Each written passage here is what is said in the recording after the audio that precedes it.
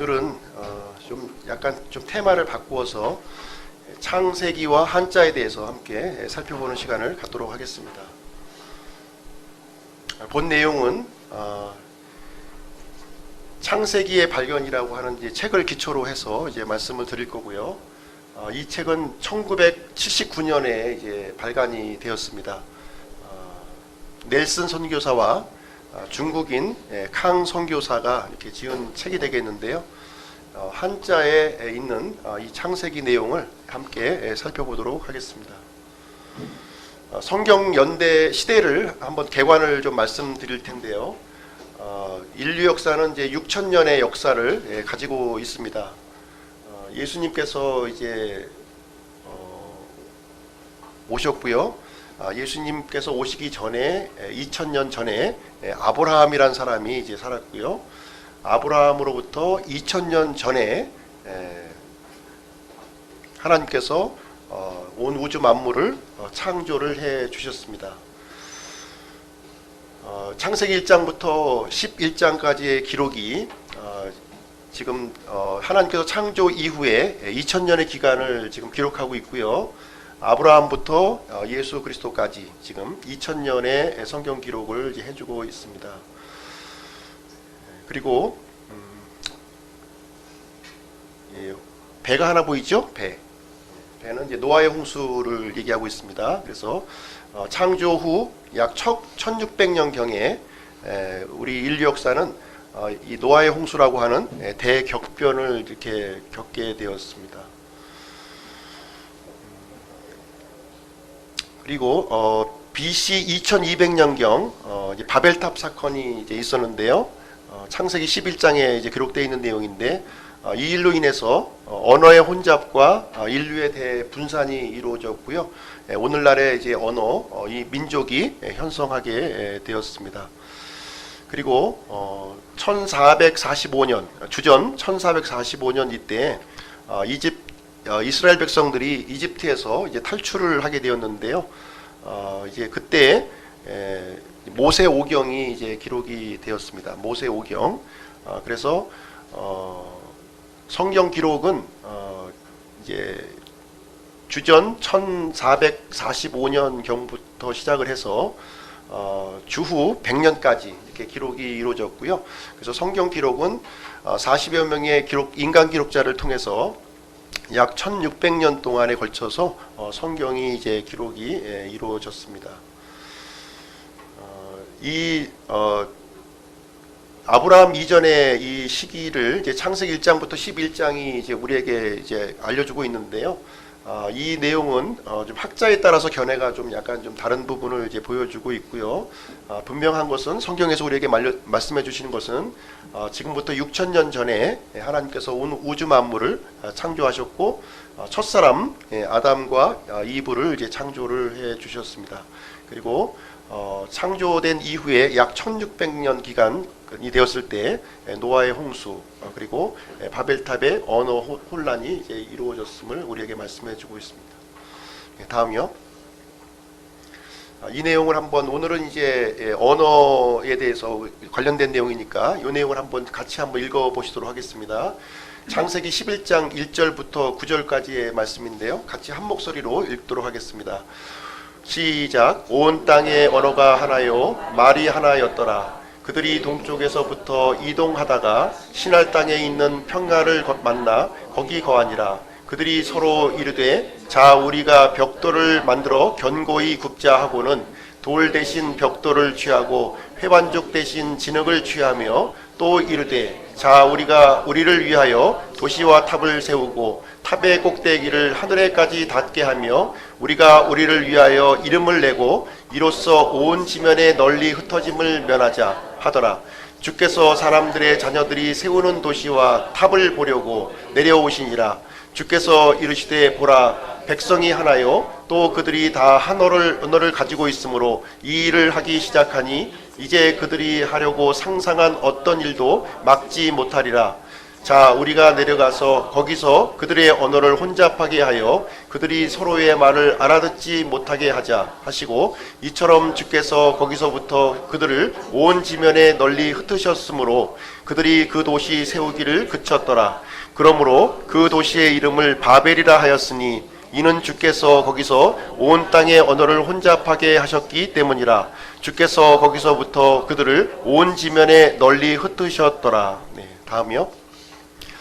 자, 이 기록은 이제 바벨탑을 이제 기점으로 해서 하나님께서 이제 인류의 언어를 혼잡하게 해주셨는데요. 크게 이제 세 방향으로 이제 사람들이 흩어지게 되었습니다.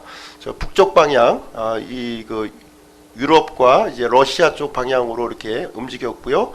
그 다음에 밑으로는 이제 아프리카 쪽으로 이렇게 이동이 이루어졌고요. 그 다음에 오른쪽으로는 이렇게 산을 넘어서 이렇게 넓은 그 중원 땅 쪽으로 이제 이동을 하게 됩니다. 그래서 여기 땅이 넓다 해가지고서 여기 이제 많은 사람들이 이제 그 중원 땅에 거하는 일이 생겼고요. 그 중에 일부의 이제 사람들이 그 위쪽으로 또 넘어와서 이제 우리 한반도까지 이제 내려오게 되어서 우리 이제 민족의 기원이 이제 이루어지게 되었습니다. 다음이요. 오늘은 이제 바벨탑과 이제 언어의 혼잡인데요. 창세기 11장에서 이제 기록을 보시게 되면 우리 이제 노아의 홍수를 이제 겪은 우리 후손들이 바벨탑을 이제 건립했다고 이렇게 기록을 해주고 있습니다. 그때까지만 해도 하나의 언어를 이제 가지고 있었고요. 한 하나님을 섬기고 있었어요. 한 하나님만 섬기고 있었습니다. 그 당시 사람들에게는 선택할 수 있는 것은 무엇이냐면, 하나님을 내가 순종할 것이냐, 하나님을 우리가 거절할 것이냐, 두 가지의 선택만 그들에게 있었습니다. 신할 땅이라고 하는 이 평야에 이제 거주하게 되었는데요. 이 장소는 어디냐면 유프라테스 강과 티그리스 강 사이에 있는 아주 비옥한 땅이에요. 초승달 지역이라고 하는 그 지역에 사람들이 이제 머물러 있게 되었고요. 그 장소에서 우리의 조상이죠. 우리 조상 노아의 후손들 이제 조상들이 했었던 일이 무엇이냐면 바벨탑을 이제 건립했다, 이렇게 성경은 우리에게 말씀을 해주고 있습니다. 그 바벨탑 건립을 위해서 주도했던 사람이 누구냐면 니므롯이라고 하는 사람이 이제 주도를 해서 그 탑을 건설했는데요. 이 니므롯은 함의 후손 구스의 아들이었고요. 니므롯의 이 뜻은 반역하다, 대항하다 하는 뜻을 가지고 있었고, 당시 이 하나님을 반역하고 대항했던 그런 주동 인물이 되겠습니다. 주 앞에서 강한 상냥꾼이라고 하는 이제 이런 별칭을 이제 얻게 되었는데요. 하나님을 이제 거역하는 그러한 일을 진행을 했다고 기록하고 있습니다. 다음이요. 이 바벨탑 건립 목적이 무엇이냐면 순수한 의도가 아니었다는 거예요. 순수한 의도를 가지고 건립을 한 것이 아니었고요. 자신의 이름을 드러내고자 했다는 거예요. 영웅심의 발로해서 이 탑을 이제 건축하려고 했고요. 그리고 하나님께서는 이 노아의 후손들에게 모든 지역으로 이제 흩어져서 이제 살 것을 이제 말씀하셨는데, 지면의 흩어짐을 이제 면하려고 했다고 하는 사실이죠. 그래서 하나님의 말씀에 대한 불신, 교만한 마음으로 이 탑을 건축했던 동기를 우리는 살펴볼 수가 있습니다. 그리고 이 탑을 건축했던 근본적인 이유가 뭐냐면 우상 숭배였어요. 우상 숭배. 이 살아계신 하나님을 섬기지 아니하고 자신들이 고안해낸, 사람들이 고안해낸 신을 섬기자고 하려고 하는 그런 움직임이 이 바벨탑에서 이루어졌음을 지금 이제 여러 가지 고고학적 자료를 통해서 지금 이제 발굴이 지금 되고 있습니다. 이 벽돌도 지금 이제 발굴이 됐는데요. 이 벽돌에 이제 어떤 글씨가 쓰여져 있었냐면 자신들이 이제 섬기던 신의 이름이 쓰여져 있는 거예요. 마로뚝이라고 하는 그 신의 이름이 쓰여져 있고, 그리고 이 지금도 발견되고 있는 그 이라크 그 근처에 모든 지구라트의 흔적을 우리가 볼 수가 있는데요. 거기에 보시면 그 우상을 섬기던 그런 그 이 신전들의 그 흔적들이 거기에 지금 많이 이제 발견이 되고 있는 것입니다. 그래서 사람들은 하나님을 대항할 목적을 가지고 대체할 신들을 사람들이 이제 고안해서 만들었다고 하는 사실입니다. 그래서 이 사람들은 들어야 할 말씀을 듣는 것이 아니라 듣고 싶은 말씀만 들으려고 한다는 거예요. 이것이 모든 시대에 동일하게 적용되는 그 이제 인간적인 본성이라고 보시면 되겠습니다. 그래서 사람들은 들어야 할 하나님의 말씀을 들으려고 하지 아니하고 자기가 듣고 싶은 말만 한다는 거예요. 그래서 대부분의 교회들 보시게 되면 지금 이제 자기가 듣고 싶은 설교를 해달라고 하는 겁니다. 목사님들에게. 그래서 피 얘기하지 말라. 그리고 무시무시한 지옥 얘기하지 말라. 그리고 심판 얘기하지 말라. 이제 이렇게 이제 그 성경의 그 중요한 이 교리에 대한 부분이 지금 이제 사라져가고 있는 그런 시대에 살고 있습니다. 그리고 이 바벨탑 건립 목적은 무엇이냐면 단일 인간 정부를 이제 세우고자 했다는 거예요. 단일 인간 정부. 그래서 이 하나의 정부가 이렇게 그 세워지게 되면 이 통제할 수 있는 방법이 없어지는 거예요. 그래서 하나님께서는 내려오셔서 이 인간의 언어 하나뿐이었던 이 인간의 언어를 흐트러시는 일이 이제 그 당시에 이루어지게 된 것입니다. 자, 이 바벨탑 사건은 하나님께서 언어를 이제 혼잡게 하신 그 사건이 이제 되겠는데요. 언어가 이제 혼잡하게 되니까 이제 어떤 일이 일어났냐면 바벨탑 건축이 중단된 거예요. 언어가 틀리게 되면요, 이게 정교한 일을 함께 할 수가 없는 겁니다. 우리가 서로가 말이 통하니까 이게 한 목소리로 어떤 그 일을 이제 추진할 수가 있는데 언어가 틀려지게 되면 그 일이 이제 중단이 되어졌습니다. 그래서 이제 여러 지역으로 사람들은 이제 흩어지게 되었습니다. 왜냐하면 말이 통하지 않으니까 저 사람이 나를 해치려고 하는 것인지 나를 도와주려고 하는 것인지를 알 수가 없는 거예요. 서로가 서로를 믿지 못하는 불신 가운데 놓여지게 되니까 이 끼리끼리 이렇게 이제 가족 단위로 이제 움직이는 일이 이제 발생이 되게 되었습니다. 그래서 이 일로 인해서 이제 언어의 기원이 이제 생기게 되었고요, 민족의 기원이 생기게 되었고, 수많은 종교의 기원이 여기서 생겨났다. 이렇게 성경은 우리에게 알려주고 있습니다. 그래서 우리는 처음에 이 노아의 후손까지는 한 하나님을 이제 섬겼었는데요. 이 바벨탑 사건 이후로는 이 바벨탑에 있던 이 신들을 이제 전 세계 곳곳으로 이제 이 사람들이 들고 가게 되었고요. 각 나라에는 지금도 이제 하나님이 아닌 우상들을 섬기고 있는 여러 가지 문화와 문명들을 우리는 이제 지금 현재 발견하게 되는 것입니다. 한자의 발생 기원인데요. 인류 역사상 가장 오래된 문자가 무엇이냐? 바로 한자라는 거예요. 한자가 가장 오래된 그 기원을 이제 가지고 있습니다. 그래서 주전 2,500년 경에 이제 한자가 생긴 것으로 이제 추정을 하고 있는데요. 그래서 바벨탑 사건에 있었던 그 현장에 있었던 그 내용들이 이 한자에 그대로 박혀 있다고 하는 사실이에요. 그래서 한자를 통해서 이 모세는 주전 1500년 경에 이제 모세오경을 이제 기록했고요. 이 모세오경보다도 더 이제 한자는 그 오래된 역사를 이제 가지고 있는 것이죠. 그럼에도 불구하고 이 한자에 있는 내용과 창세기에 있는 기록된 내용들이 너무나도 정확하게 일치하고 있는 모습을 이 문자를 통해서 우리는 발견할 수 있다고 하는 사실입니다. 그래서 이 한자를 통해서 이 창세기를 증명하려고 하는 건 아니에요. 한자가 이제 창세기에 있는 부분과 동일하기 때문에 창세기를 증명하는 것이 아니라 창세기 내용이 사실이기 때문에 한자에도 포함이 되어 있는 것이고요. 좀 약간 왜곡된 형태로 이제 들어가 있을 수도 있고요. 인간의 여러 가지 문명에도 박혀져 있는 모습, 사실이기 때문에 이것이 오랜 시간에 걸쳐서 이렇게 변형된 모습으로 이렇게 박혀 있는 흔적들을 우리가 살펴볼 수 있구나, 이렇게 생각하시면서 본 내용을 이제 보시면 되겠습니다. 제일 오래된 이 문자가 뭐냐면 바로 이제 갑골 문자예요. 한자의 원형이 되겠는데요. 거북이 등껍질에다가 이렇게 상형 문자를 이렇게 기록을 해 놓은 것입니다. 이 갑골 문자는 은나라의 수도에서 이제 발견이 된 내용이 되겠습니다. 한자의 이 변천 과정을 이렇게 보시게 되면요, 이 은나라의 이 갑골 문자가 지금 한 4,500자 정도 되는 것으로 지금 이제 밝혀졌는데요. 이것이 워낙 오래된 이 문자다 보니까 지금 3분의 1 정도만 지금 해독이 되어 있는 그런 상태가 되겠습니다. 그리고 갑골 문자에 이어서 금문, 전서, 예서 등으로 이제 발전이 되었고요. 그 다음에 주전 222년 경에 어떤 일이 일어났냐면 진시 황제, 진나라를 이제 세웠던 진시 황제에 의해서 분서갱유 사건이라는 것이 일어났어요.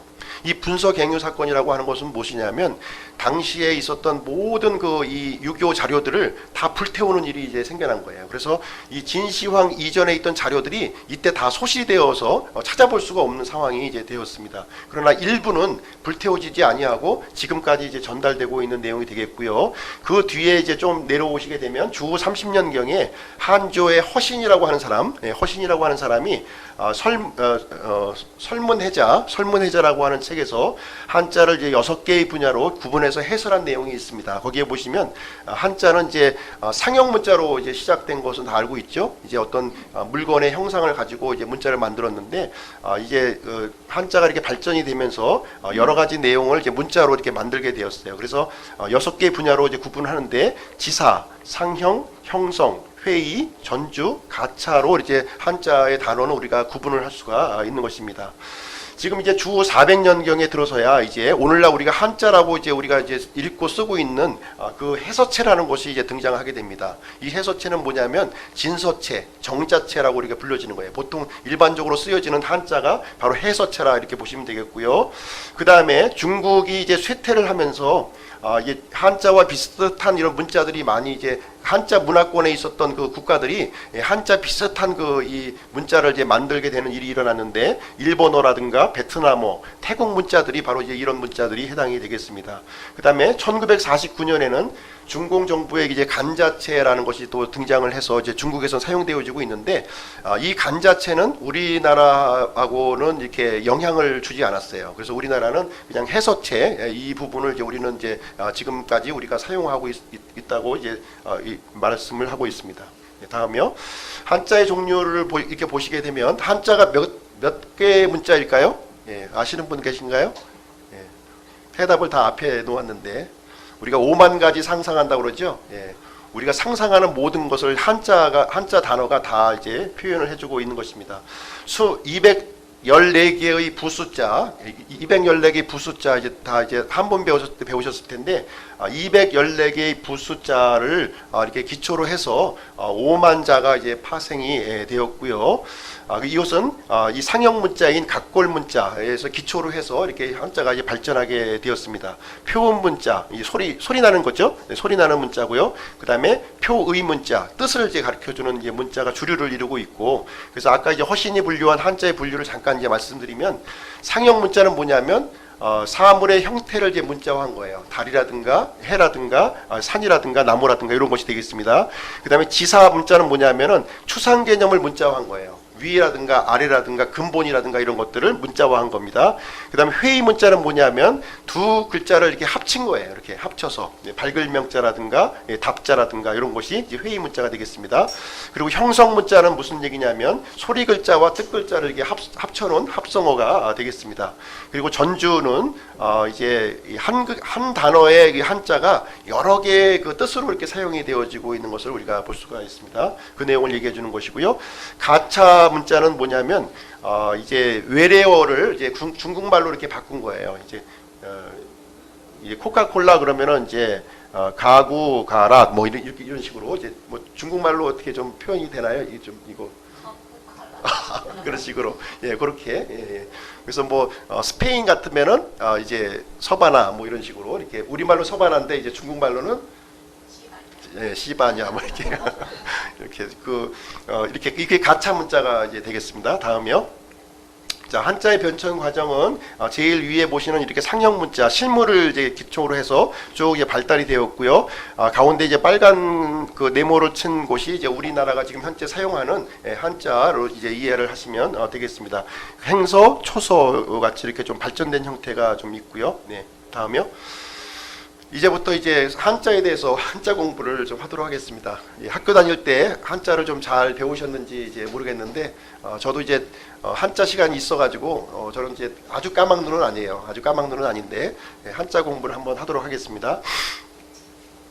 처음에 이제 하나님 신자인데요. 지금 이제 옥편에 보시면 귀신 신자로 돼 있죠. 귀신 신자. 이것은 이제 왜곡된 거예요. 원래는 하나님을 이제 의미하는 그런 단어였다는 것입니다. 하나님 관련된 글자를 이렇게 보시면 이제 왼쪽 편에 있는 시자, 보일 시자가 다 포함이 되어 있는 거예요. 이 보일시자가 이제 들어있다면 이것은 전부 하나님과 관련된 문자구나 이렇게 이해를 하시면 되겠습니다. 그리고 이 보일시자라고 하는 것은 맨 위에 있는 이제 작은 거, 이것이 이제 하늘이고요. 그 다음에 밑에 이제 큰 것이 땅이고, 밑에 이제 석삼자를 세워놓은 것이 이제 세 분을 얘기하고 있는 거예요. 그래서 이것은 하나님을 의미하는 단어라는 것입니다. 그리고 이제 신자는 이제 보일시자에다가 이제 펼신자, 말하다라는 것을 이제 표현을 해서 말씀하시는 하나님을 이제 얘기하고 있고요. 하늘에서 땅으로 내려오신 삼위의 하나님이 에덴 동산을 펼쳐서 보이셨다는 뜻이 이제 이 신자에 담겨져 있는 뜻이라고 합니다. 그래서 하나님이 들어있는 이 글자를 보시게 되면 예배, 제사, 축복, 기도, 종교, 조상 이렇게 이제 하나님과 관련된 글자를 우리는 이제 생각을 해볼 수가 있습니다. 다음이요. 그 다음에 신령영자인데요. 신령영자는 어떻게 구성이 되어 있냐면 맨 위에 있는 가로획은 이제 하늘을 얘기하고 있고요. 그 다음에 그 밑에 이제 덮을 명자, 그것은 이제 커버, 덮는다고 하는 뜻이고요. 그리고 가운데 있는 것은 물 숫자, 워터고요. 그래서 이제 비가 되는 겁니다. 비, 하늘에서 내리는 비가 되는 것이고요. 비 밑에 이제 네모가 3개 있잖아요. 네모가 3개 있는 것은 바로 이제 말씀하시는 삼위의 하나님을 이제 얘기하고 있는 것이고요. 오른쪽에 이제 이 만들 공자에다가 사람 두 사람이 이렇게 있는데 이것은 무슨 얘기냐면 두 사람이 무엇인가 일을 하는 거예요. 일을 하는. 무당무자지만 일을 하는 의미를 가지고 있습니다. 그래서 이 영이라고 하는 신령 영자라고 하는 내용은 바로 이제 성령 하나님을 이제 우리에게 말씀을 해주고 있는 내용이 되겠습니다. 창세기 1장 2절 보시면 땅은 형태가 없고 비어 있으며 어둠은 깊음의 표면 위에 있고 하나님의 영은 물들의 표면 위에서 움직이시니라. 그래서 하나님의 이 성령님이 물의 표면 위에서 이제 일을 하시고 계시는 성령님의 모습을 우리에게 이제 알려주시고 있는 그런 글자가 되겠습니다. 다음이요. 그 다음에 조상조자입니다. 조상조자. 맨 왼쪽에 보이시자는 이제 하나님이라고 이제 말씀드렸죠. 예, 하나님이시고요. 그 다음에 이제 버금차라고 하는 단어가, 버금차라는 글씨가 있는데요. 이 버금차의 구성을 한번 보겠습니다. 가운데 보면은 이제 둘이가 이제 들어가 있고요. 그리고 이제 네모난 것은 사람이에요. 사람이고 맨 밑에는 이제 이 가로획은 이제 땅을 이제 의미를 해주고 있습니다. 그래서 하나님께서 버금차, 자신과 버금되는 사람을 만들었다는 거예요. 하나님께서 자신의 형상대로 버금가는, 하나님과 버금가는 존재를 만들어 주셨는데 그게 누구냐면 사람이라는 거죠. 사람인데 여기 보시면 조상조예요. 처음에 하나님께서 하나님과 버금된 사람을 지으셨다 하는 것이 조상조가 되겠습니다. 그러니까 우리 사람의 이 근원이 되는 거예요. 근원이 되시는 분을 얘기를 해주고 있습니다. 창세기 1장 27절에 보면 이처럼 하나님께서 자신의 형상으로 사람을 창조하시되 하나님의 형상으로 그를 창조하시고 그들을 남성과 여성으로 창조하시니라. 그래서 우리의 그 사람의 조상 조자가 이제 이 뜻의 의미를 갖고 있는 것입니다. 다음이요. 그 다음에 이제 먼저 선자인데요. 먼저 선자들 보시게 되면 맨 왼쪽에 이제 그 삐침이 이제 생기를 의미하고 있는 거예요. 생기고요. 그 다음에 가운데는 흑토자가 있고요. 맨 밑에는 이제 인자입니다. 어진 사람 인인데요. 이제 하나님께서 이 흙에 생기를 불어 넣으셔서 어진 사람을 만들어 주셨다. 하나님께서 사람을 처음에 만들어 주셨을 때는 악하게 만드는 것이 아니라 어질게 만들어 주셨다는 거예요. 선한 존재로 이렇게 만들어 주셨음을 얘기해 주고 있습니다. 그래서 첫 번째 사람 아담을 얘기해 주고 있는 내용이 되겠습니다. 그 다음에 으뜸 원자인데요. 으뜸 원자도 이제 비슷한 식으로 우리가 이제 우리를 살펴볼 수 있는 것 같아요. 맨 위에 있는 것은 이제 두 사람을 얘기하고 있는 것이고요. 두 사람, 둘을 얘기하고 밑에는 사람 인자가 이제 들어가 있는 거예요. 어진 사람 두 사람을 얘기해 주고 있는 것입니다. 그래서 으뜸이 되는 원자를 이제 여기서 이제 글자가 나오게 되었습니다. 다음이요. 그 다음에 이제 만들조자가 되겠습니다. 만들조자. 이것은 흑토자에다가 입구, 그 다음에 생기가 들어가서 이제 말한다는 내용이 이제 되어 있습니다. 알릴고가 되어 있고요. 거기에다가 이 책받침이 이제 들어가 있는데요. 책받침이 이렇게 들어가게 되니까 이렇게 이제 움직이는 존재가 이렇게 되었다는 거예요. 그래서 흙에다가 이렇게 하나님께서 생기를 이렇게 불어 넣으시니까 이 존재가 움직이는 존재가 되었다는 겁니다. 그래서 이제 만들 조자가 되겠습니다. 주 하나님께서 땅의 흙으로 사람을 지으시고 생명의 숨을 그의 콧구멍에 불어넣으시니 사람이 살아있는 혼이 되니라. 이렇게 움직이는 존재가 되었다는 거예요. 흙덩어리에 불과했는데 하나님께서 이렇게 생기를 불어넣어줘서 만들어지는 순간 사람이 이렇게 움직이고 반응하고 이렇게 하는 그런 존재가 되었다고 하는 것을 얘기해주고 있습니다. 자, 그 다음에 이제 밭전자죠. 밭전자. 이 밭전자는 무엇이냐면, 이제 맨 큰 입구입니다. 큰 입구가 이제 울타리를 우리가 상징하고 있죠. 어떤 경계를 얘기해주고 있습니다. 그 안에 이제 열 십자가 이제 놓여져 있는데요. 이 열 십자는 네 개의 강을 이제 의미를 해주고 있는 것이죠. 여기 보시면, 오른쪽에 보시면, 이제 에덴 동산에서 네 개의 강이 이렇게 흐른다고 이제 얘기해주고 있는데요. 유프라테스 강, 티그리스 강, 그 다음에 어떤 강인가요? 비손강, 기혼강, 이렇게 해서 네 개 강이 열 십자로 이제 흐르고 있는 거예요. 동산 안에서 열 십자로 흐르고 있는 강의 모습을 따서 밭전자가 이루어지게 되었습니다. 창세기 2장 10절에 보면 강 하나가 에덴에서 나가 동산을 적시고 거기서부터 갈라져 네 개의 근원이 되었는데, 이렇게 성경은 우리에게 말씀을 해주고 있습니다. 다음이요. 그 다음에 동산 원자인데요. 이 동산 원자도 역시 울타리가 있고요. 그 안에 흙이 있고, 그 다음에 사람이 있고, 그 다음에 맨 밑에 있는 것은 이제 사람 두 개가 되겠습니다. 사람 두 사람이 들어있는 거예요. 그래서 큰 울타리 속에 사람으로, 이제 흙으로 지은 사람 두 사람이 이렇게 존재하고 있는 거예요. 하나님께서 에덴 동산을 이렇게 지으시고 그 안에 두 사람을 거기에 거주하게 하셨다, 이렇게 말씀해주고 있는데요. 창세기 2장 8절 9절에 보면 주 하나님께서 동쪽으로 에덴의 동산을 세우시고 자신이 지은 남자를 거기 두셨으며 또 주 하나님께서 땅으로부터 보기에 아름답고 먹기에 좋은 모든 나무가 자라게 하시니, 그래서 하나님께서는 에덴이라고 하는 이 동산을 만들어 주셔서 두 사람을 거주하게 하시고 조금도 부족함이 없이 모든 것을 마음대로 이렇게 자유롭게 이렇게 공짜로 누릴 수 있도록 이렇게 만들어 주셨는데요. 바로 이것이 동산 원자가 되겠습니다. 다음이요. 그 다음에 이제 복복자인데요. 복복자. 맨 왼쪽에 보일 시자는 이제 하나님이고요. 그 다음에 하나, 그리고 입구, 사람, 그리고 이제 밭전자 해서 이제 에덴 동산을 이제 의미하고 있는 것인데요. 하나님께서 한 사람에게 이게 에덴 동산에 이렇게 거주하게 해주신 것, 부족함이 없도록 에덴 동산을 거주하게 해주신 것이 바로 복이라는 거예요. 하나님께서 우리 사람들에게 내려주신 그 복이라고 말씀을 해주고 있습니다. 이 한 사람은 다 아시겠죠? 누군지? 아담이에요. 아담에게 이 복을 주셨습니다. 창세기 1장 28절에 보시면 하나님께서 그들에게 복을 주시고 하나님께서 그들에게 이르시되 다산하고 번성하여 땅을 채우라, 땅을 정복하라, 또 바다의 물고기와 공중의 날짐승과 땅 위에서 움직이는 모든 생물을 지배하라 하시니라, 이렇게 말씀해 주셨습니다. 다음이요. 다음, 그 다음에 이제 계집 여자가 되겠습니다. 계집 여자. 한일자가 있고요. 그 다음에 사람 인자에 이제 갈비뼈가 이게 있습니다. 그래서 하나님께서 한 사람, 한 남자를 통해서 한 남자의 갈비뼈를 취해서 이제 여자를 이제 만들어 주셨다는 내용이 되겠습니다. 이 여자는 누군가요? 우리 최초의 조상인 그 이브가 되겠습니다. 그리고 몸살자도 육자인데요.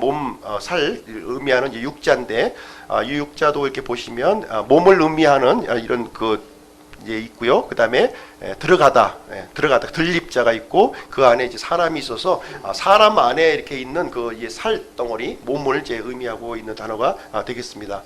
창세기 2장 21절에 보면 주 하나님께서 아담을 깊은 잠에 빠지게 하시니 그가 잠들매 그분께서 그의 갈비뼈 중에 하나를 취하시고 그것 대신 살로 채우시며, 그래서 이 아담의 갈비뼈를 취하시고 그 안에 이제 그 갈비뼈로 이불을 만드셨고 살로 채우시는 내용이 성경에 기록이 되어 있습니다. 다음이요.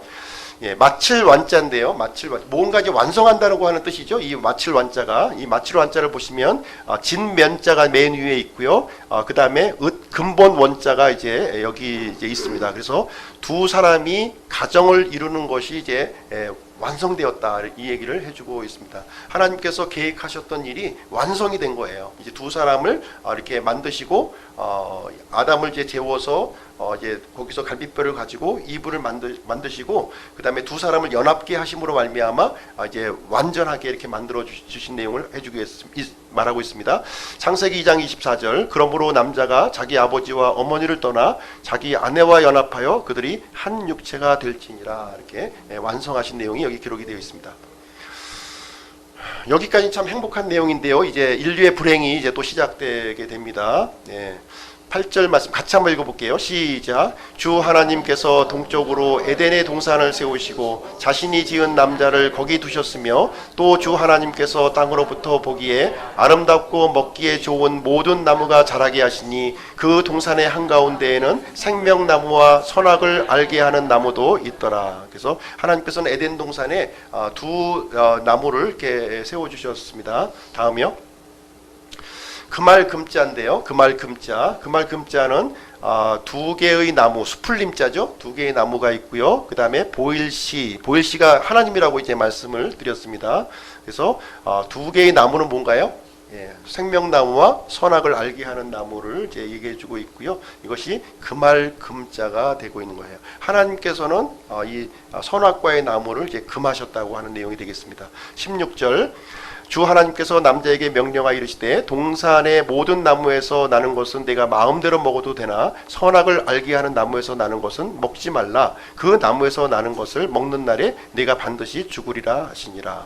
그래서 이제 우리가 보시면 하나님께서 금하신 내용만 우리가 초점을 갖추고 있는데요. 하나님께서는 단 한 가지만 금하셨고요. 그 외의 모든 것은 다 허용하셨어요. 우리는 한 가지 금한 것을 보셔야 되나요? 아니면 나머지 허한 전부를 보셔야 되나요? 우리는 나머지 하나님께서 공짜로 주신 전부 허락하신 모든 것을 우리는 바라봐야 되는 거예요. 그것을 생각한다면 단 한 가지 금지한 것은 최소한의 것을 우리에게 요구하시고 있는 것이고요. 사람들은 그 최소한의 것을 어긴 것을 우리에게 알려주고 있는 내용이 되겠습니다. 다음이요. 영화영자입니다. 영화영자를 보시게 되면 불화자가 두 개 있고요. 그 다음에 덮을멱자가 있고 나무가 있는 모습을 이제 우리는 보게 됩니다. 여기 보시면 불화자가 사람인의 이 불꽃이 두 개가 이렇게 딱 있는 거예요. 우리 최초의 그 범죄하기 이전에 사람의 모습이 어떤 모습이었냐면 이렇게 불이 번쩍번쩍 하고 돌아다니는 거예요. 이렇게 에덴 동산에서 하나님의 영광의 불빛이 번쩍번쩍 하면서 두 사람이 번쩍번쩍 하고 지나가는 모습이 되겠습니다. 울타리 안에 무엇으로부터 이렇게 보호되었을 때 선악과로부터 보호가 되었을 때는 하나님의 영광으로부터 번쩍번쩍 빛나는 그런 존재, 영화로울 영자를 이제 영화로운 존재였다 하는 것을 우리에게 말씀을 해주고 있습니다. 그래서 이 첫사람 아담과 이브가 하나님의 명령을 순종하고 이렇게 있었을 때에는 하나님의 이 영광 중에 있었던 그 모습을 이 글자 속에서 살펴볼 수가 있습니다. 다음이요. 자, 마귀 귀자인데요. 이제 보통 귀신 귀자라고 그러죠. 이제 귀신이란 말은 이제 왜곡된 이제 말이고요. 이제 마귀 귀자인데 여기 보시면 생기가 있고요. 뭔가 움직임이 있다는 거죠. 움직임이 있고 그다음에 동산이 있고요. 그다음에 어진 사람이 있는데 그 사이에 아주 은밀하게 이렇게 끼어든 존재가 있다는 겁니다. 은밀한 존재.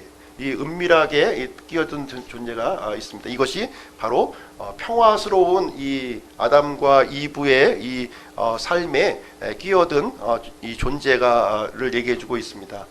이 창세기 3장 1절에서는 이제 뱀은 주 하나님께서 만드신 들의 어떤 짐승보다 더 간교하더라. 그래서 뱀의 모습을 하고서 아담과 이브에게 등장한 이 존재가 마귀라고 이제 얘기를 해주고 있습니다. 다음이요. 마귀 맞자인데요. 마귀 맞자는 이제 마귀 귀자가 있고요. 그 다음에 두 개의 나무가 있고요. 그 다음에 덮개가 있는 모습을 우리는 볼 수가 있습니다. 이 마귀가 어디에서 등장했냐면 이 선악을 알게 하는 그 나무가 있는 그 장소에서 이렇게 등장을 했어요. 뱀의 모습으로 이렇게 변장을 딱 해서 이제 나타나게 된 것입니다.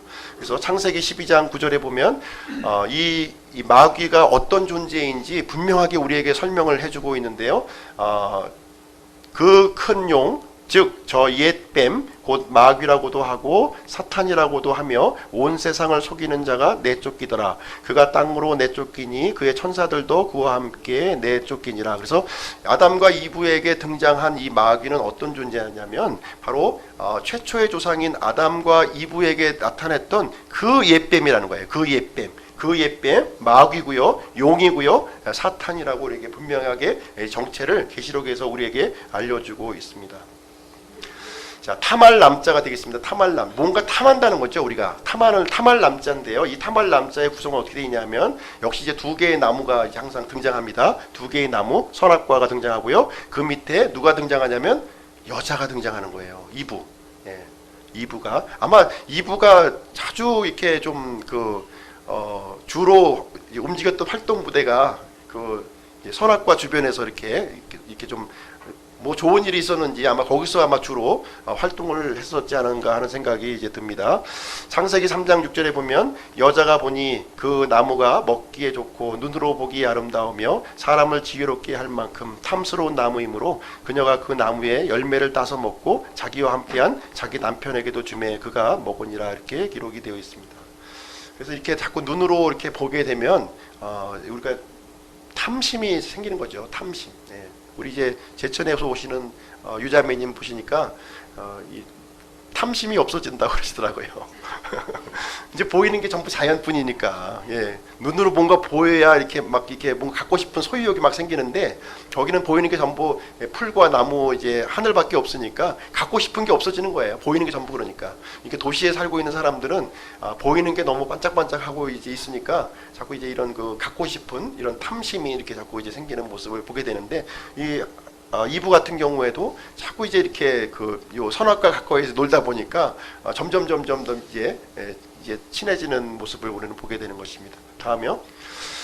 자, 이제 사람과 이 하나님이 굉장히 친밀한 존재로 이렇게 만들어 주셨어요. 네, 하나님과 이렇게 함께 교제하고 이제 이 창세기의 기록을 보게 되면 아마 이제 서늘할 때가 되면은 이렇게 하나님이 이렇게 나타나셔서 이제 사람과 이렇게 대화하고 교제하는 모습으로 이렇게 이제 있었던 것 같은데, 이 죄 때문에 이 평화로운 관계가 이렇게 단절이 되었음을 우리에게 말씀해주고 있습니다. 자, 마귀는요, 이브를 이제 네 가지 내용으로 이제 유혹을 했는데요. 창세기 3장 1절로 5절부터 이렇게 보시게 되면, 이제 이 죄라고 하는 이 단어가 위에 보시면 제일 위에 이제 그물 망자가 들어가 있고, 안일비자가 이렇게 들어 있습니다. 아닌 거에 이제 그물이 이제 걸려서 이제 넘어가는 일이 생긴 겁니다. 이 네 가지가 뭐냐면 마귀가 이제 이 이브에게 속였던 그런 말이 되겠습니다. 어떤 부분은 맞는 내용도 있고요, 어떤 부분은 이제 틀린 부분도 있는 거죠. 너희가 절대로 죽지 아니하리라. 이것은 이제 틀린 얘기죠. 예, 잘못된 얘기를 해준 거고요. 너희 눈이 열리고, 이것은 맞는 얘기예요. 눈이 열렸습니다. 너희가 신들과 같이 되어. 예, 신들, 당시 이제 에덴 동산에 신들이 이제 많이 있었던 것 같은데요. 천사들을 얘기하고 있는 것입니다. 능력 있는 천사들과 같이 된다 이렇게 했는데, 실질적으로 그렇게 되지 아니었습니다. 그리고 선악을 알 줄을, 그래서 선악을 알게 되는 그런 존재가 되어서 이 악과 함께 영원한 멸망으로 들어가는 그런 존재가 되었음을 말씀해주고 있습니다. 창세기 3장 6절, 여자가 보니 그 나무가 먹기에 좋고 눈으로 보기에 아름다우며 사람을 지혜롭게 할 만큼 탐스러운 나무이므로 그녀가 그 나무의 열매를 따먹고 자기와 함께 남편에게 주매 그가 먹으니라. 그래서 이제 하나님께서 금지한 단 한 가지 일을 이제 이브 자신만 뿐만 아니라 남편까지 이 파멸의 구덩텅이로 들어갔음을 성경은 우리에게 말씀해주고 있습니다. 자, 비로소 시자인데요. 비로소 시자, 비로소 시, 이제 계집녀 여기는 이제 이브고요. 그 다음에 은밀히, 그 다음에 사람을 얘기해주고 있습니다. 이 비로소 시는 이제 뭐냐면 여자로 말미암아서 은밀하게 이 죄가 시작이 되었다는 거예요. 이 시초가 여자로부터 이 죄의 시작이 이루어졌음을 얘기해주고 있습니다. 항상 이제 하나님께서 남자를 더 지혜롭게 만들었을까요? 여자를 더 지혜롭게 만들었을까요? 똑같이 만들었을까요? 하나님께서 여자를 더 지혜롭게 만드셨어요. 분명한 사실입니다. 그럼에도 불구하고 이 남자를 여자의 머리 위에 이렇게 두셨어요.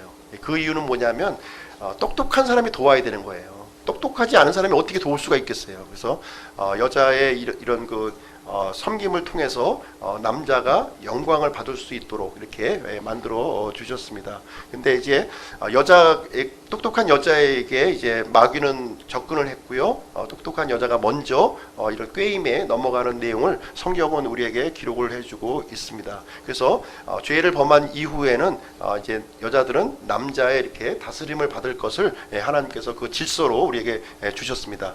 디모데전서 2장 14절에 보면 또 아담이 속지 아니하고 여자가 속아 범법 가운데 있었기 때문이라. 그래서 여자가 먼저 이제 죄 가운데 들어가 있기 때문에 이제 여자는 남자의 다스림과 이런 그 질서 가운데 순종해야 될 것을 성경은 일관되게 우리에게 가르쳐주고 있는 것입니다. 다음이요, 벗을나자입니다. 벗을나. 사실 이제 죄를 이 범하기 전에도 이제 벗고 있었죠. 벗고 있었지만 벗고 있는 것을 본인들은 이제 알지 못했어요. 왜냐하면 하나님의 영광 가운데 있었기 때문에 그렇습니다. 죄를 범하는 순간 어떻게 되었나요? 하나님의 영광이 떠나게 되고 자신의 벗은 모습을 보게 되었음을 얘기해주고 있습니다. 그래서 벗을 나자를 보시게 되면 맨 왼쪽에 있는 것이 옷의고요. 옷을 얘기하고 있는 것이고요. 그 다음에 동산, 그리고 나무. 이 나무가 항상 등장하는 거예요. 선악과 나무입니다. 그래서 동산에 있는 선악과를 이제 먹은 거예요. 그러니까 자신의 이 벗은 모습을 발견하게 된 것입니다. 창세기 3장 7절 그들 두 사람의 눈이 열림에 그들이 자기들이 벌거벗은 줄을 알고는 무화과 나무 잎을 함께 엮고 자기들을 위해 앞치마를 만들었더라. 이렇게 기록하고 있습니다. 다음이요, 볼시자입니다. 볼시자. 볼시자인데요. 맨 왼쪽에는 하나님 시자고요. 그 다음에 눈 목자, 그 다음에 사람이 있습니다. 그래서 하나님께서 사람을 눈으로 이렇게 보고 계신다 하는 뜻이 되겠습니다. 하나님께서는 모든 것을 다 보고 계셨습니다. 그리고 올레자 이렇게 보시면요, 나무 목자에 두 사람이 이렇게 연결되어 있는 내용을 볼 수가 있습니다. 나무 뒤에 숨어 있는, 죄를 범하고 난 뒤에 나무 뒤에 숨어 있는 이 사람들을 향해서 하나님께서는 아담아 네가 어디 있느냐 이렇게 부르시는 장면이 성경에 기록이 되어 있습니다. 창세기 3장 9절 10절 주 하나님께서 아담을 부르시며 그에게 이르시되 내가 어디 있느냐 하시니 그가 이르되 내가 동산에서 하나님의 음성을 듣고 벌거벗었으므로 두려워하여 숨었나이다 하거늘. 그래서 이제 죄를 범한 아담은 하나님을 이제 피해야 하는 존재, 하나님이 무서워서 이렇게 도망쳐야 되는 그런 존재로 변모했음을 우리는 이것을 통해서 보게 됩니다. 다음이요, 산의 남자입니다. 산의 남자. 이 산의 남자는 에덴 동산과 힘역자로 이렇게 합성어로 되어 있고요. 범죄한 우리 이제 남자 아담은 밭에서 땀을 흘리고 수고해야 되는 그러한 존재로 이렇게 변모하게 되었습니다.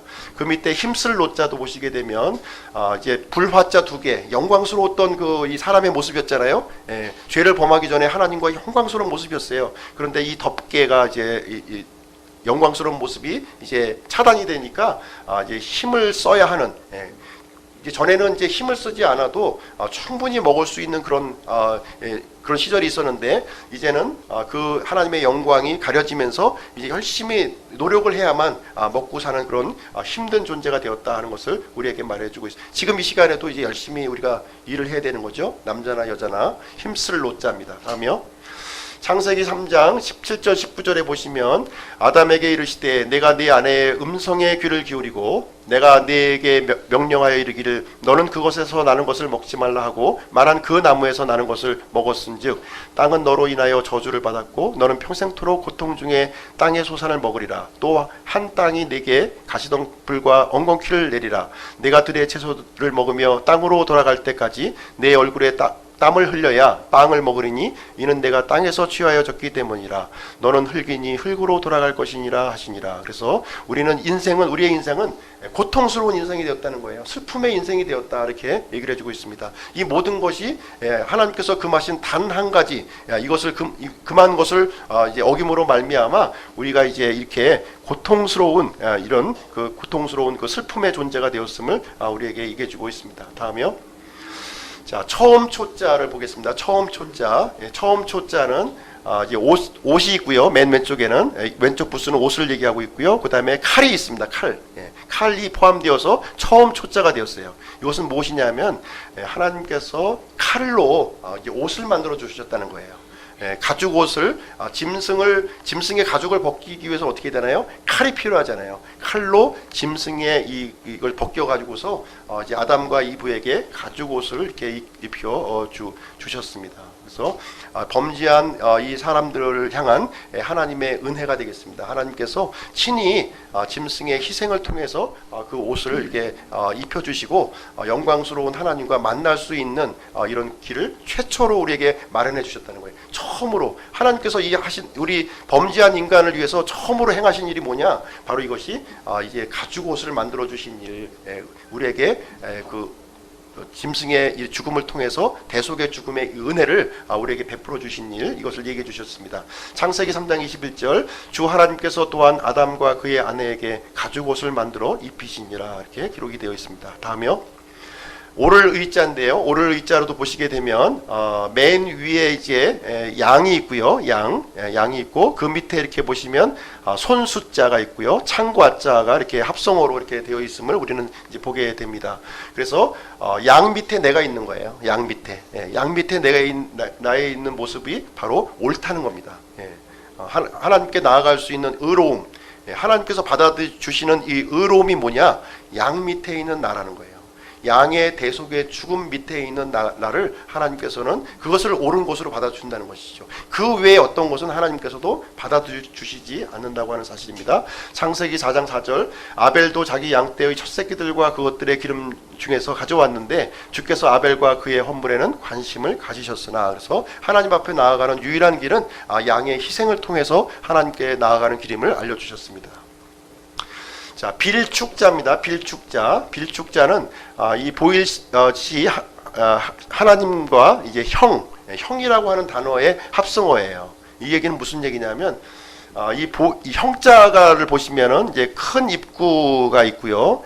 그 다음에 밑에 어진 사람이 이렇게 있는 거예요. 사람이 있는데 입이 큰 사람이 있어요. 이렇게요. 이딴밖에 큰 사람이. 그 사람은 어떤 사람이냐면 그 가족을 대변하는 사람이에요. 뭔가 발언권을 갖고 있는 사람을 얘기하고 있는 건데 그 형을 얘기하고 있는 겁니다. 형. 그래서 형이 이제 이 가족을 대변해서 하나님 앞에 말을 하는 거예요. 무슨 말을 하냐? 예배를 드리고 이렇게 축복하는 말을 이제 하는 모습을 이제 빌축자로 이렇게 나와 있습니다. 그 다음에 흉활흉자인데요. 흉활흉자. 이것도 형에서 나온 단어라는 것을 우리 알 수가 있죠. 아벨의 형이 누군가요? 가인. 가인의 모습이 어떻게 변화가 되었냐면 아주 흉한 모습으로 변화가 됐다는 거예요. 흉한 모습. 흉악한 살인자의 모습이 바로 이제 이 가인과 같은 형의 모습인 것을 우리에게 글자를 통해서 알려주고 있습니다. 다음이요. 자, 배선자입니다. 배선자는 배주자와 8팔자 입구자로 이렇게 구성이 되어 있습니다. 이 입구자는 세 가지 의미를 갖고 있는 거예요. 입구는 말한다는 의미를 갖고 있고요. 그 다음에 사람이라는 의미를 갖고 있고, 그 다음에 이제 먹는다 이런 뜻을 이제 가지고 있습니다. 그래서 이제 배 선자를 보게 되면 이 배에 8사람이 타고 있는 모습을 이제 우리에게 설명을 해주고 있는 건데요. 이것은 노아의 홍수, 노아의 방주를 우리에게 알려주고 있는 단어가 되겠습니다. 창세기 7장 13절, 바로 그날에 노아와 노아의 아들들인 셈과 함과 야벳과 노아의 아내와 그의 아들들과 함께 한 그들의 세 아내가 방주로 들어가되, 그래서 방주 안에 들어간 사람이 총 몇 명이었나요? 8사람이 거기에 들어갔음을 이제 배선자를 통해서 우리에게 알려주고 있는 내용이 되겠습니다. 큰물 홍자인데요. 큰물 홍자. 이것도 물숫자와 그리고 이 함께라고 하는 것과 이렇게 함께 이 큰 물을 이렇게 헤치고 넘어가는 모습을 글자 속에서 우리는 기록을 살펴볼 수가 있습니다. 물들이 땅 위에 크게 넘침으로 온 하늘 아래에 있던 모든 높은 산이 덮였더라. 얘기를 해주고 있습니다. 다음이요. 물 떠내려갈 연자도 역시 이제 물 숫자에 8사람이 여기에 있는 모습을 우리는 이제 보게 됩니다. 그리고 굴혈자에도 진면자에 그 밑에 8사람이 이렇게 처음에 홍수가 지난 뒤에 어떻게 했을까요? 이런 추위와 이런 그런 것에 노출되어 있기 때문에 굴 속에 이렇게 들어가 있었을 거예요. 굴 혈자가 굴 속에 들어가 있는 8사람의 모습을 얘기를 해주고 있는 것입니다. 그리고 빌공자는 뭐냐면 집 안에 이제 8사람이 있는데요. 이 8사람이 이제 먹을 거를 구하기 위해서 어디론가 다 나간 거예요. 그러니까 집이 비어 있는 모습, 빌공자의 모습이 되겠습니다. 다음이요. 탑탑자입니다. 탑탑자. 이 탑탑자는 흑토자와 풀 그리고 사람 하나 입구자. 그래서 이제 흙으로 이렇게 흙과 풀로 이렇게 지어졌는데요. 이 사람들의 이 언어가 하나였다는 거예요. 하나. 이게 큰 탑을 이렇게 지었는데 이 탑이 흙과 풀로 이렇게 지어져 있는 거죠. 근데 그 사람들이 사용했던 언어가 하나였다는 것을 우리에게 말해주고 있습니다. 창세기 11장 1절 온 땅의 언어가 하나요 말이 하나였더라 이렇게 기록하고 있습니다. 다음이요. 혀설자인데요. 혀설자. 처음에는 우리 사람이 사용하던 언어가 하나였습니다. 한 언어로 사용했는데 이제 바벨탑 사건을 통해서 여러 개의 언어로 우리가 이제 나눠지게 되었죠. 그래서 혀설자를 이렇게 보시게 되면 일천천자의 입구자 그래서 1000가지의 입으로 이렇게 분배가 된 모습을 바로 이제 혀의 모습을 우리에게 얘기해주고 있습니다. 창세기 11장 9절 그러므로 그 도시의 이름을 바벨이라 하였으니 이는 주께서 거기서 온 땅의 언어를 혼잡하게 하셨기 때문이라. 주께서 거기서부터 그들을 온 지면에 널리 흩으셨더라. 그래서 혀설자에 이게 여러 가지 언어가 이렇게 이제 변천되었음을 얘기해주고 있습니다. 그 다음에 어지러울 난자인데요. 어지러울 난자도 역시 1000개의 그 언어, 1000개의 언어 때문에 이렇게 혼란스럽게 되었다는 거예요. 혼란스럽게.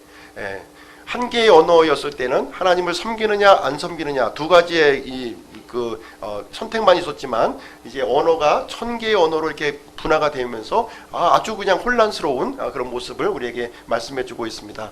창세기 11장 7절 자 우리가 내려가서 거기서 그들의 언어를 혼잡하게 하여 그들이 서로의 말을 알아듣지 못하게 하자 하시고 그래서 온 인류가 이제 혼란스럽게 이렇게 되었습니다. 옮길 천자인데요. 옮길 천자 서쪽 서가 있고요.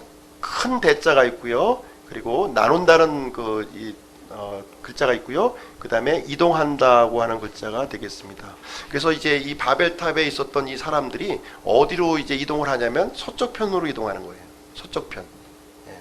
서쪽 편으로. 모세는 지금 어디에 있나요? 모세는 지금 시내산에 있죠. 시내산에 있죠. 모세가 바라볼 때 에덴 동산은 어딘가요? 동쪽에 있는 겁니다. 동쪽에. 그리고 지금 이 한자 문화권에 있던 중국 사람이 볼 때 바벨은 어디에 있나요? 서쪽에 있는 거예요. 서쪽. 서쪽으로 이동하고 있는 겁니다. 서쪽으로 이동했음을 얘기해주고 있습니다. 그러니까 모세가 보았을 때는 에덴이 동쪽에 있는 것이고요. 중국 사람이 보았을 때는 지금 서쪽에 에덴이 지금 있기 때문에 서쪽으로 옮겨가고 있는 옮길 천자가 바로 서쪽으로 큰 무리들이 나뉘어서 이동하고 있는 모습이 옮길 천자에 들어가 있습니다. 창세기 11장 9절 그러므로 그 도시의 이름을 바벨이라 하였으니 이는 주께서 거기서 온 땅의 언어를 혼잡하게 하셨기 때문이라. 주께서 거기서부터 그들을 온 지면에 널리 흩으셨더라. 네, 다음이요. 자, 이제 마무리를 짓도록 하겠습니다. 제가 일부러 이렇게 좀 이렇게 짜 맞춘 것 같은가요? 글씨를 이렇게 짜 맞춘 거 제 작품은 아니고요. 아까 창세기의 발견 거기에 있는 선교사님들께서 중국말을 잘 아시는 그런 분들께서 이것을 이제 설명을 해 놓은 것이고요. 특별히 허신의 그 설문해자를 보면은 더 정확한 내용이 들어 있어요. 창세기에. 분서갱유로 해서 많이 소실이 되었지만 그 전의 일들이 많이 이 허신의 그 설문해자 내용에 또 이렇게 포함이 되어 있습니다. 그래서 그 내용을 보게 되면 이 한자에 있는 내용과 이 창세기에 이 기록된 내용이 너무나도 이렇게 정확하게 일치하는 모습을 이렇게 보게 되는데 사람들이 사용했던 이 자신이 조상부터 쭉 내려온 언어잖아요. 이 언어를 통해서 여기에 이제 물론 여러 가지 그 언어의 분화가 좀 이루어지긴 했지만 이런 그 개념들이 언어에 박혀 있는 모습을 볼 수가 있고요. 창세기 기록이 사실이다 보니까 이것이 그 이 문자에 박혀서 후손들에게 이렇게 전해지고 있는 모습을 우리는 이제 발견을 해볼 수가 있습니다. 그래서 창세기의 이 기록은 실제의 사람, 실제의 지명, 실제의 사건, 역사의 기록을 우리에게 이제 말해주고 있는 것입니다. 그래서 사람의 언어, 문자, 문명에서 그 흔적들, 이 성경의 흔적들을 우리는 세월이 많이 흘러갔음에도 불구하고 알 수 있는 것이고요. 이것을 통해서 성경 기록은 이렇게 지어낸 얘기, 신화의 얘기가 아니라 이 하나님께서 기록한, 사실로 기록한 하나님의 말씀인 것을 이 한자에 박혀 있는 이 내용을 통해서 우리는 확신을 할 수 있게 되는 것입니다. 다음이요.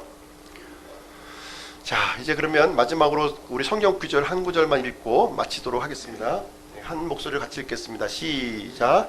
또 그분께서 사람들의 모든 민족들을 한 피에서 만드사 온 지면에 거하게 하시고 미리 정하신 때와 그들을 위한 거주의 경계를 정하셨으니 이것은 그들이 혹시라도 주를 더듬어 찾다가 발견하면 그분을 구하게 하려 하심이라. 그러나 그분은 우리 각 사람으로부터 멀리 떨어져 있지 아니하니 이는 우리가 그분 안에서 살며 움직이며 존재하기 때문이라. 너희의 시인들 중에 어떤 사람들도 이르되 우리 또한 그분의 후손이라 하였나니.